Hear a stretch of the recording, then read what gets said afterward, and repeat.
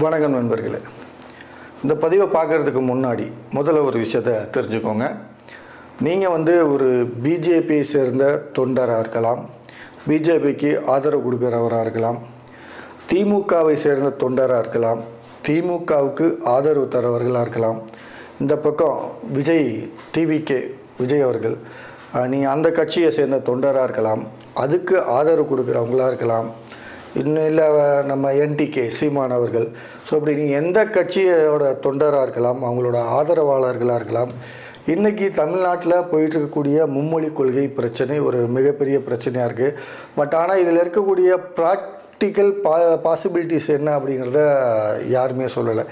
ஏன் இதை நான் சொல்கிறேன் அப்படின்னா, நீங்கள் மும்மொழி கொள்கையை ஆதரிங்க, எதிருங்க, அது உங்களோட பர்சனல் விஷயம். பட் ஆனால் அதை ஆதரிக்கிறதுக்கு முன்னாடி ஏன் இதை ஆதரிக்கணும், இதில் பாசிபிலிட்டிஸ் இருக்கா அப்படின்னு நீங்கள் தெரிஞ்சுக்கணும். எதிர்க்கிறீங்க அப்படின்னாலும் இதை நம்ம ஏன் எதிர்க்கணும் அப்படிங்கிறத நீங்கள் தெரிஞ்சுக்கணும். ஏன்னா இதனால் பாதிக்கப்பட போகிறது தமிழ்நாட்டில் இருக்க ஏழை குடும்பங்கள் மட்டும்தான். ஏன் அப்படின்னா பணக்காரனுக்கு பணம் இருக்குது, பிரச்சனை இல்லை. ஏன்னா ஆல்ரெடி இந்த பிரச்சனையில் சிபிஎஸ்சி பள்ளி இது போயிட்டுருக்கு. ஸோ இதில் பணக்காரனுக்கு எந்த வித பிரச்சனையும் இல்லை. இதில் பாதிக்கப்பட போகிறது ஏழை குழந்தைகள் மட்டும்தான். ஸோ இந்த ஒரு வீடியோவை தெளிவாக பாருங்கள். இதில் என்ன பாசிபிலிட்டிஸ் இருக்குது இல்லை அப்படிங்கிறத ப்ராக்டிக்கலாக சட்டப்பூர்வமாக இந்த வீடியோ முடியும் போது உங்களுக்கு தெளிவாக ஒரு சாதாரண பாமரனுக்கு கூட புரியும் இந்த மும்மொழி கொள்கையால் என்ன பிரச்சனை இல்லை அப்படிங்கிறத. வாங்க பார்க்கலாம்.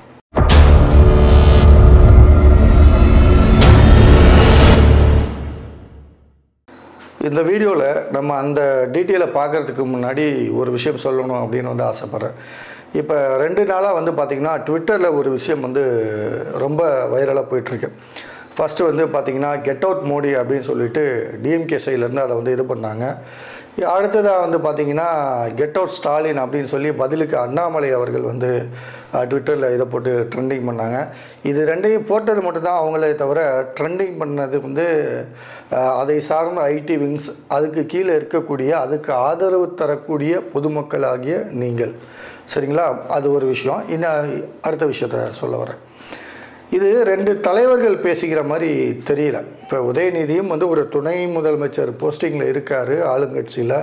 இந்த பக்கம் அண்ணாமலை அவர்கள் ஒரு மாநிலத்துக்கு தலைவராக இருக்கிறாரு. அப்படின்னும்போது இது 2 தலைவர்கள் பேசிக்கக்கூடிய ஒரு மெச்சூர்டான ஒரு விஷயமாக தெரியல. ஏதோ பேட்டை ரவுடி மாதிரி, தாதா மாதிரி, நீ என் ஏரியாவுக்கு வாங்கிறதும், நீ சொல்லி பாரு அப்படிங்கிறதும், நீங்கள் பேசிக்கிறது உங்கள் வீட்டுக்குள்ளேயோ ஒரு தனியான ப்ரைவேட் இடத்துலையோ கிடையாது. ஸோ நீங்கள் பேசிக்கிட்டு அப்படிங்கிறது ஒரு பொதுவான சமூக வலைத்தளம். அப்படின்னும்போது இதை எல்லாரும் பார்த்துக்கிட்டு இருக்காங்க, பல நாடுகளும் பார்த்துக்கிட்டு இருக்கு அப்படிங்கிறத மறந்துடாதீங்க. ஏன்னா எங்கேயோ அமெரிக்காவில் ஒரு விஷயம் நடந்தால், எங்கேயோ ஜப்பானில் ஒரு விஷயம் நடந்தால் அடுத்த நிமிஷம் நம்ம இங்கே பார்க்குறோம். ஸோ இங்கே நடக்கக்கூடிய விஷயத்தையும் எல்லா நாடுகளும் பார்த்துக்கிட்டு தான் இருக்குது. ஸோ நம்மளை ரொம்ப சீப்பாக நினச்சிடுவாங்க அப்படிங்கிறது தான். ஸோ இதை எந்த ஒரு விஷயத்தையும் மக்களுக்கு புரிகிற மாதிரி பேசுங்க. இப்போ அண்ணாமலை அவர்கள் ஹிந்தி 3ஆம் மொழியாக ஏன் எடுத்துக்கக்கூடாது அப்படின்னு கேட்குறாரு. அதுக்கான பாசிபிலிட்டிஸ் இருக்கா இல்லையான்னு அவருக்கு தெரியுமா தெரியலையா அப்படின்றது தெரில. இந்த பக்கம் திமுகவும் பிற கட்சிகளும் அதை எதிர்க்கிறாங்க, வேணாம் அப்படின்னு சொல்லிட்டு. ஸோ ஏன் எதிர்க்கிறோம் அப்படிங்கிற அந்த தெளிவான விஷயத்த மக்களுக்கு சொன்னீங்கனாலே இதோட வேலை முடிஞ்சு போச்சு. இப்படி 2 பேரும் சமூக வலைதளங்களில் போய் அடிச்சுக்கிட்டு மேலே போக வேண்டிய விஷயம் இல்லை. ஸோ இப்போ நம்ம இப்போ விஷயத்துக்கு வருவோம். இப்போ நம்ம ஒரு சாதாரண பொதுமக்களாக இருந்து நம்ம வாங்குகிற ஜாமான் எல்லாத்துலேயும் நம்ம வரி கட்டுறோம். அதில் ஒரு குறிப்பிட்ட பெர்சன்டேஜ் கல்விக்காக தான் ஒதுக்குறோம். சரிங்களா? அப்படி ஒதுக்கப்படுற அமௌண்ட் தமிழ்நாட்டை பொறுத்த வரைக்கும் 37,000 கோடி கல்விக்கு ஒதுக்கப்படுறது. சரியா? இப்போ இதில் என்ன பிரச்சனை அப்படின்னா, இதில் இன்னொரு விஷயத்தையும் நான் சொல்லிடுறேன். இந்த கட்சி தலைவர்கள்லாம் சிபிஎஸ்சி பள்ளிகள் நடத்துகிறாங்க அப்படிங்கிற ஒரு விஷயம் சொல்கிறாங்க. இப்போ விஜய் அவர்கள் பள்ளி வச்சுருக்காங்க, இவர் திருமாவளவன் அவர்கள் சிபிஎஸ்சி பள்ளி நடத்துகிறாங்க, இப்படி நிறையா சொல்கிறாங்க. ஸ்டாலின் அவங்க சைட்லேயுமே பள்ளிகள் இருக்குது அப்படின்னு சொல்கிறாங்க. இருந்துட்டு போட்டோம், அதுக்கும் இதுக்கும் சம்மந்தம் இல்லை. ஏன் அப்படின்னா விஜய் அவர்களுக்கே 2 முகம் இருக்குது. சரிங்களா? விஜய் அவர்கள் ஒரு நடிகராக இருக்கும்போது பள்ளிகள் ஆரம்பித்தார், வச்சார், செஞ்சார். சரிங்களா? இன்றைக்கி அவர் கட்சி தலைவர். அதை விட முக்கியம், விஜய் அவர்களுக்கு இந்த விஷயம் தெரிஞ்சிருக்கும். ஏன் அப்படின்னா இந்த மும்மொழி கொள்கையில் இருக்க, ஏன்னா அவர் வந்து நம்ம மாதிரி சாதாரண பாமரன் கிடையாது. ஸோ ஒரு மும்மொழி கொள்கை கொண்டுட்டு வரணும்னா அதில் என்னென்ன பாசிபிலிட்டிஸ் இருக்குது இல்லை அப்படிங்கிறது அவருக்கு வந்து நல்லா தெரியும். அப்படிங்கிறனால தான் அவர் வந்து வேணான்னு சொல்கிறார். அப்போ அவர் பள்ளியில் மட்டும் ஏன் சொல்கிறாரு அப்படின்னா, அவர் பள்ளியில் படிக்கிறதெல்லாம் வசதியான பிள்ளைங்க, அவங்கள்ட்ட டப்பு இருக்குது ஃபீஸ் கட்டுறதுக்கு, சரியா? அதனால் அங்கே எந்த பிரச்சனையும் இல்லை. ஆனால் அதே அரசு பள்ளியில் படிக்கக்கூடிய மாணவர்கள் வந்து அதை படிக்கணும் அப்படின்னா அது சாத்தியமான்ற ஒரு கேள்வி இருக்குது. ஏன்னா விஜய் வந்து ஒரு 40-50 கோடி சேர்த்து வச்சுருக்காரு அப்படின்னா அவர் தனிப்பட்ட முறையில் அவர் செய்கிறதுனா கூட செய்யலாம். ஆனால் அரசு பணத்தை வச்சு இதெல்லாம் செய்ய முடியுமா அப்படிங்கிற ஒரு கேள்வி இருக்குது. ஸோ அந்த பாசிபிலிட்டிஸ் அவங்களுக்கு தெரிஞ்சிருக்கும். சரி, இப்போ விஷயத்துக்கு வரும். இந்த 37,000 கோடியில் தான் வந்து தமிழ்நாட்டில் இப்போ பள்ளிகள் வந்து நடந்துக்கிட்டு இருக்கு. கிட்டத்தட்ட 58,000 பள்ளிகள் இருக்குது. அதில் வந்து பார்த்திங்கன்னா 44,855 பள்ளிகள்கிட்ட அரசு பள்ளிகள் மட்டும் இருக்குது. இதில் படிக்கக்கூடிய மாணவர்களோட எண்ணிக்கை அப்படின்னு வந்து பார்த்திங்கன்னா 52 லட்சம் பேர்த்துக்கிட்ட வருது. ஸோ இப்போ இந்த 44,855 பள்ளிகள்லேயும் நீங்கள் வந்து ஹிந்தியை கொண்டுட்டு வரீங்க அப்படின்னா அதுக்கு ஆசிரியர்கள் வேணும். உடனே அண்ணாமலை அவர்கள் வந்து ப்ரெஸ் மீட்டில் வந்து சொல்லியிருந்தார், ஆசிரியர்கள் எவ்வளோ பேர் வேணும்னு சொல்லுங்கள், நாங்கள் அனுப்புகிறோம் அப்படின்னு வந்து சொல்லியிருந்தார். எங்கள் மாநிலத்தில் தமிழ் நாங்கள் கற்றுத்தரோம், நீங்கள் ஆசிரியர்கள் அனுப்புறீங்களா அப்படின்னு கேட்டார். அனுப்ப முடியாதுன்னு அவருக்கு தெரியும். அதே மாதிரி தான் அங்கேருந்து அவங்களாலையும் இங்கே உடனே அவ்வளோ ஆசிரியர்கள் யோசிச்சு பாருங்கள். 44,855 ஸ்கூலுன்னா அத்தனை ஹிந்தி ஆசிரியர்கள் வேணும் தமிழ்நாட்டுக்கு. அத்தனை பேர்த்த ஒரே நாளில் கொண்டு வந்துடுவாரா அண்ணாமலை அவர்கள்? கண்டிப்பாக முடியாதுல்ல. அதை விட முக்கியம், அந்த 44,855 அரசு பள்ளிகளில் பாடம் சொல்லித்தர வர்ற அந்த ஆசிரியர்களுக்கு சம்பளம் கொடுக்கணும். ஒரே ஒரு பள்ளி மொத்தத்துக்கும் ஒரே ஒரு ஹிந்தி ஆசிரியர் இருந்து வகுப்பு எடுத்துட முடியுமா?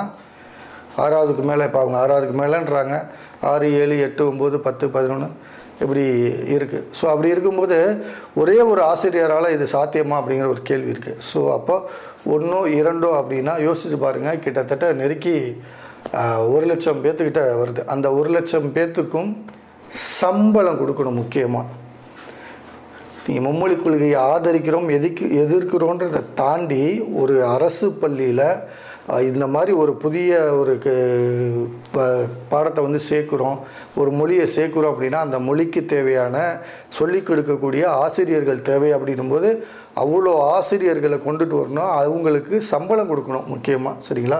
அப்போ அந்த அளவுக்கு ஃபண்டு வேணும். இதை நான் ஏன் இங்கே சொல்கிறேன் அப்படின்னா, ஆல்ரெடி தர வேண்டிய பணத்தையே வந்து சென்ட்ரல் கவர்மெண்ட்லேருந்து இன்னும் இங்கே தரல, சரிங்களா? அந்த நிதியை தரமாட்டோம், நீங்கள் மும்மொழி கொள்கை கொண்டுட்டு வந்தால் தான் தருவோம் அப்படின்னு வந்து சொல்லிட்டு இருக்காங்க. நாளைக்கு இத்தனை கிட்டத்தட்ட நெருக்கி 1 லட்சம் ஆசிரியர்களுக்கு கொடுக்கக்கூடிய சம்பள தொகையை எங்கேருந்து எடுக்கப்படும் அப்படிங்கிறது தான் கேள்வி.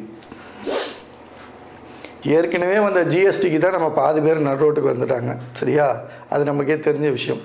சாதாரண ஒரு சின்ன பொருள் வாங்கினா கூட அது ஜிஎஸ்டினால் அமௌண்ட் எங்கேயோ போகுது, சரிங்களா? இன்றைக்கி அவ்வளோ விஷயத்துலையும் அப்படி இருக்கும்போது ஒருவேளை இந்த மும்மொழி சாத்தியம் அப்படின்னா கொண்டுட்டு வந்தாங்க அப்படின்னா அதுக்கு தேவையான பணத்தையும் வரியாக பொதுமக்களான உங்ககிட்ட தான் வாங்குவாங்க. அதை எதுலேருந்து எடுக்கலாம் அப்படிங்கிற ஒரு விஷயத்தை தான் யோசிப்பாங்க. சில பேர் இதில் கேட்பாங்க, அந்த செலவைக்க பணம் இருக்கா, அதை செய்ய பணம் இருக்கா, இதை செய்ய பணம் இருக்கா அப்படின்னு கேட்பாங்க. நான் சில திமுகவை எதிர்க்கிறவங்க இப்படி ஒவ்வொரு விஷயத்துலையும் ஒவ்வொரு கட்சிக்கும் ஒன்று இருக்குது, இவங்கெல்லாம் இதெல்லாம் செய்யறதுக்கெல்லாம் பணம் இருக்கா அப்படின்னு கேட்பாங்க. அதெல்லாம் ஒன் டைம் இன்வெஸ்ட்மெண்ட். இப்போ ஒரு இடத்துல ஒரு செலவு வைக்கிறாங்க, ஏதோ ஒரு பில்டிங்கை கட்டுறாங்க அப்படின்னா அதெல்லாம் ஒன் டைம் இன்வெஸ்ட்மெண்ட். பட் ஆனால் இது அப்படி கிடையாது, மாதம் மாதம் சம்பளம் கொடுக்கணும். அப்போது அந்தளவுக்கு நமக்கு வந்து ஃபண்டு வேணும். அப்படிங்கும்போது அது எல்லாம் யார் தலையில் விடியும் அப்படின்னா பொதுமக்களான நம்ம தலையில் தான் விடியும். அந்த ஹிந்தியை வந்து கொண்டு வந்தே தீருவோம் அப்படின்னு சொல்லிட்டு அண்ணாமலை அவர்களை பின்னாடி நிற்கக்கூடிய தொண்டர்கள் உங்கள் பாக்கெட்டில் இருந்தும் அந்த பணம் எடுக்கப்படும். இந்த பக்கம் இதை வேணான்னு சொல்லக்கூடிய மற்ற கட்சிகளோட தொண்டர்கள் மக்கள் என்ன அவங்க பாக்கெட்டில் இருந்தும் இந்த பணம் கண்டிப்பாக எடுக்க முடியும். எடுக்கப்படும். இப்படி மூன்றாவது மொழி ஒன்று வருது அப்படின்னா கண்டிப்பாக எடுக்கப்படும். ஏன்னா இது வந்து அரசோட அவங்களோட சொந்த பணத்தில் தான் அரசு பள்ளியை நடத்த முடியும். இப்போ விஜய் அவர்கள் சிபிஎஸ்சி வச்சுருக்காரு, அங்கே ஹிந்தி வகுப்பு எடுக்கிறாங்கன்னா அதுக்கு தகுந்த மாதிரி டப்பு வாங்குவாங்க. அவங்க அந்த வசதி இருக்கவங்க அங்கே படிக்க வைக்கிறான். அப்போ வந்து வசதி இருக்கணும் மட்டும்தான் அந்த படிப்பா, வசதி இல்லாதவங்க படிக்கக்கூடாதா அப்படின்னா வசதி இல்லாத ஏழை குழந்தைகள் படிக்கலாங்கிறது விஷயந்தான். அது ஹிந்தியில் எந்த மொழியை வேணாலும் படிக்கலாம். பட் அதுக்காக அவங்க கொடுக்கக்கூடிய விலையும் அது அவசியமா அப்படிங்கிற ஒரு விஷயம்தான் இருக்குது. இப்போது பசிக்கு நம்ம சாப்பிட்றோம் அப்படிங்கிறது வேறு, அது நமக்கு அத்தியாவசியம். ஆனால் அதை தாண்டி பசித்ததுக்கப்புறம் நம்ம ஒரு பீடா போடுறோம் அப்படின்னா அது நமக்கு தேவையா அப்படிங்கிறது தான். யோசிச்சு பாருங்கள், நமக்கு அவசியம் என்னவோ அதை வந்து நம்ம தேவை. அதை தாண்டி நமக்கு குழந்தைகளுக்கு வந்து நம்ம தாய்வழி கல்வி எல்லா மாநிலத்துக்கும் அந்தந்த மாநிலத்தோட கல்வி அவசியம். அந்த மாதிரி நம்ம இங்கே தமிழ் சொல்லித்தரோம். அடுத்து உலகளாவிய மொழி. இன்றைக்கி தொழில் அப்படின்னு வந்துட்டாலே அத்தனை இதுலேயும் நமக்கு வந்து ஆங்கிலம் தேவைப்படுது. அப்படின்னும்போது அது ரொம்ப கட்டாயம், அவசியம். ஆங்கிலம் இல்லைன்னா இன்றைக்கி ஒன்றுமே இல்லை. நம்ம பேசிக்கிறதுக்கு வேணால் தமிழ் யூஸ் ஆகலாமே தவிர, அந்தந்த மாநில மொழிகள் யூஸ் ஆகலாமே தவிர, மற்றபடி நீங்கள் தொழில்னு அடுத்த ஸ்டெப்பு நீங்கள் எடுத்து வைக்கிறீங்க அப்படின்னாலே ஆங்கிலம் ரொம்ப மிக முக்கியமான அவசியம். ஸோ அதுக்காக அந்த மொழியும் நம்ம வந்து கற்றுக் கொடுக்குறோம் அரசு பள்ளியிலே. ஓகே, இப்போது ஹிந்தி மொழிக்கான அவசியம் அந்த அளவுக்கு தேவை இருக்கா அப்படிங்கிறது தான். இந்த ஹிந்தி மொழி மெயினாக எதுக்கு தேவைப்படும் அப்படின்னா சென்ட்ரல் கவர்மெண்ட் ஜாப்ஸ்க்கு தான் வந்து தேவைப்படும். ஸோ அப்படியாப்பட்ட சென்ட்ரல் கவர்மெண்ட் ஜாப்ஸ்க்கு போகக்கூடிய அனைவரும் சிபிஎஸ்சி பள்ளியில் படிச்சுக்கிறாங்க. எந்த அரசாங்க பள்ளியில் படிக்கிற மாணவர் வந்து அரசு பள்ளியில் படித்து சென்ட்ரல் கவர்மெண்ட்டுக்கு போவாங்கன்னு எதிர்பார்க்குறீங்களா ஜாபுக்கு? நமக்கு தர வேண்டிய கல்வி நிதியவே தரலையே. ஒரு தமிழ்நாட்டில் படிச்சுட்டு போகிற ஸ்டூடெண்ட்டுக்கு சென்ட்ரல் கவர்மெண்ட்டில் அவ்வளோ ஈஸியாக வேலை கிடச்சோம்னு நினைக்கிறீங்களா? ஸோ அரசு பள்ளி மெயினாக எதுக்காக இயங்குது அப்படின்னா ஒரு பொதுவான அறிவு, ஒரு பேசிக் நாலேஜ் கூட ஒரு குழந்தைகளுக்கு இல்லாமல் போயிடக்கூடாது அப்படிங்கிறத வந்து கல்வியை கட்டாயமாக்கினாங்க. முன்னாடியெல்லாம் நினச்சா படிக்கலாம், 4வது வரைக்கும் படிப்பாங்க, 5வது வரைக்கும் படிப்பாங்க, அப்புறம் படிக்காமல் கூட இருப்பாங்க.